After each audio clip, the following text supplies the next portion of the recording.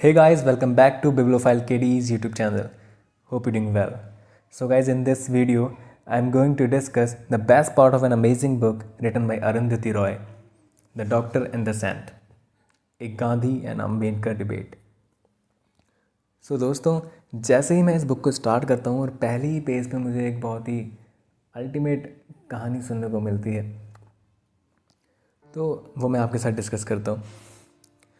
यदि आप मलाला यूसुफजई का नाम जानते हैं लेकिन सुरेखा भोतमांगे का नहीं, तो आप अंबेडकर को अवश्य पढ़ें। मलाला ऐसी लड़की थी जिसकी आयु 15 वर्ष थी, लेकिन तब तक वो कई अपराध कर चुकी थी। पाकिस्तान की स्वात घाटी में रहती थी, बीबीसी ब्लॉगर थी, न्यूयॉर्क टाइम्स वीडियो में आई थी और स्कूल जाती थी। मलाला डॉक्टर बनना चाहती थी, लेकिन उसके पिता उसे राजनेता बनाना चाहते थे। वह एक बहादुर बालिका थी। जब तालिबान ने फरमान जारी किया कि स्कूल लड़कियों के लिए नहीं बने हैं,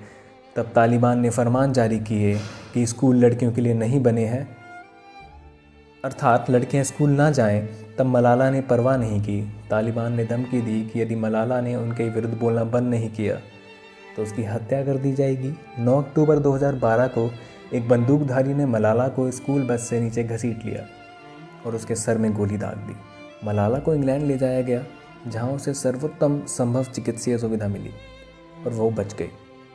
ये एक चमत्कार ही था। अमेरिकी राष्ट्रपति और राज्य सचिव ने मलाला को समर्थन, एकजुटता के संदेश भेजे।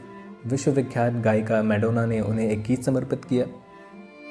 विश्वविख्यात हॉलीवुड अभिनेत्री एंजेलिना जॉली ने मलाला पर एक लेख लिखा। मलाला को नोबेल शांति पुरस्कार के लिए मनोनीत किया गया। टाइम पत्रिका के कवर पेज पर मलाला का चित्र प्रकाशित हुआ। हत्या के प्रयास के चंद दिनों के भीतर गॉर्डन ब्राउन, ब्रिटेन के पूर्व प्रधानमंत्री और संयुक्त राष्ट्र संघ के वैश्विक शिक्षा के विश्वदूत ने मैं हूं मलाला लोक याचिका शुरू की, जिसमें कहा गया कि पाकिस्तान सरकार सभी बालिकाओं को शिक्षा प्रदान करे। लेकिन नारीवादी आगंदे के साथ पाकिस्तान में अमेरिकी ड्रोन हमले जारी हैं। नारी द्वेषी इस्लामी आतंकवादियों का सफाया करने के लिए सुरेखा भोतमांगे 40 वर्ष की थी और उन्होंने भी बहुत से अपराध किए थे। वो एक महिला थी, एक अछूत दलित महिला, और इसके बावजूद वो फटेहाल दरिद्र भी नहीं थी। वो अपने पति से ज़्यादा पढ़ी लिखी थी और इसलिए अपने परिवार की मुखिया बन गई। डॉक्टर अंबेडकर उनके हीरो थे। उनकी तरह ही सुरेखा के परिवार ने भी हिंदू धर्म त्याग कर बौद्ध धर्म अपना लिया था। सुरेखा के बच्चे शिक्षित थे। उनके दोनों बेटे सुधीर और रोशन कॉलेज गए थे। उनकी बेटी प्रियंका 17 वर्ष की थी और स्कूल के अंतिम वर्ष में थी। सुरेखा और उसके पति ने महाराष्ट्र के खैरलांजी गांव में ज़मीन का एक छोटा सा टुकड़ा खरीदा था। इस भूखंड के चारों ओर खेत उस जाति के लोगों के थे जो स्वयं को सुरेखा की माहर जाति से ऊंचा मानते थे।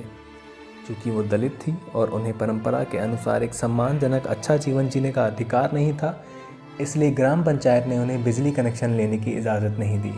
उन्होंने अपने झोपड़े को पक्की ईंट के घर में तब्दील करने की इजाज़त नहीं दी गई।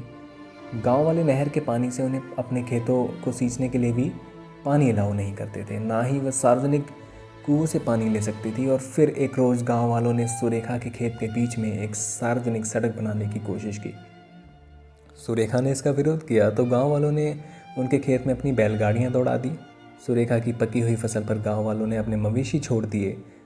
सुरेखा जो कि नहीं। उन्होंने पुलिस में शिकायत दर्ज कराई, लेकिन पुलिस ने कोई ध्यान नहीं दिया। कुछ महीने बीत गए और फिर गांव में तनाव अपने चरम पर पहुंच गया। उन्हें चेतावनी देने के लिए गांव वालों ने उनके एक रिश्तेदार पर हमला करके उसे अधमरा छोड़ा। सुरेखा ने पुलिस में एक और शिकायत दर्ज कराई। इस बार पुलिस ने कुछ व्यक्तियों की गिरफ्तारी की, लेकिन अभियुक्तों को तत्काल जमानत पर रिहा कर दिया गया। जिस दिन उन अभियुक्तों को जमानत पर रिहा किया गया, 29 सितंबर 2006, उसी शाम 6 बजे गुस्से से भरे लगभग 70 मर्द और औरतें ट्रैक्टरों में बैठकर आए। भोतमांगे के घर को घेर लिया। सुरेखा का पति भैया लाल उस समय खेत में काम कर रहा था। उसने जब शोर सुना तो वो घर की ओर दौड़ा। एक झाड़ी के पीछे छुपकर उसने भीड़ को अपने परिवार पर हमला करते देखा। वो फौरन नज़दीक के शहर दुसाला भाग कर गया। वहाँ एक रिश्तेदार की सहायता से पुलिस को फ़ोन करने में कामयाब रहा, लेकिन पुलिस नहीं आई। भीड़ ने सुरेखा, प्रियंका, दोनों बेटों को, जिनमें से एक आंशिक रूप से अंधा था, घसीटकर घर से बाहर निकाला। भीड़ ने लड़कों को आदेश दिया कि वो अपनी माँ और बहन के साथ बलात्कार करें। जब लड़कों ने यह कुकृत्य करने से साफ मना कर दिया तो उनके जननांगों को छत विचित कर दिया गया। और अंततः भीड़ ने उनकी हत्या कर दी। सुरेखा और प्रियंका का गैंगरेप किया गया। अंततः उनकी भी पीट पीट कर हत्या कर दी गई। चारों शवों को पास की एक नहर में फेंक दिया गया, जहां वो अगले दिन पाए गए। सबसे पहले प्रेस ने इसे एक नैतिक हत्या का मामला कहा। इशारा किया गया कि गांव वाले नाराज थे क्योंकि सुरेखा के अपने एक रिश्तेदार से नाजायज संबंध थे। दलित संगठनों के विरोध के बाद न्याय व्यवस्था को मजबूत और मजबूरन अपराध का संज्ञान लेना पड़ा। नागरिकों की तथ्य खोज समितियों ने बताया कि सबूतों के साथ कैसे छेड़छाड़ की गई, उन्हें कैसे तोड़ा मरोड़ा गया। जब निचली अदालतों ने अंततः निर्णय सुनाया, मुख्य अपराधियों को सजाए मौत सुनाई गई, लेकिन अनुसूचित जाति, अनुसूचित जनजाति अत्याचार निवारण अधिनियम लागू नहीं किया गया। न्यायाधीश महोदय का मानना था कि खैरलाल जी की सामूहिक हत्या के पीछे बदले की भावना थी। उन्होंने कहा कि बलात्कार का कोई सबूत नहीं मिला, हत्या के पीछे कोई जातीय कौन नहीं मिला। जब कोई न्यायिक निर्णय अपने अपराध के कानूनी ढांचे को कमज़ोर कर और फिर मृत्युदंड दे, तो ऐसा करके वो ये आधार दे देता है कि ऊपर की अदालत उस सज़ा को कम कर दे या फिर उसको बिल्कुल ही समाप्त कर दे। भारत में यह कोई असामान्य चलन नहीं है। किसी भी अदालत द्वारा दी गई मृत्युदंड की सज़ा, चाहे वो कितनी भी जघन्य अपराध के लिए क्यों ना हो, न्याय संगत नहीं ठहराई जा सकती। अदालत यदि यह स्वीकार करती है कि जातीय विद्वेष आज भी भारत में एक भयानक वास्तविकता है, तो यह न्याय का एक संकेत होता। लेकिन जज ने इसे पूरे प्रकरण से जाति का कोण ही गायब कर दिया।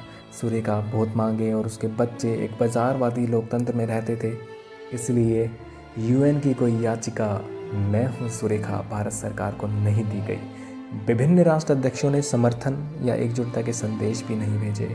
और ये दुरुस्त क्यों ना हो, आखिर तो हम नहीं चाहते कि हमारे ऊपर भी डेजी कटर बमबारी हो, और वह भी सिर्फ इसलिए कि हम जाति व्यवस्था चलाते हैं।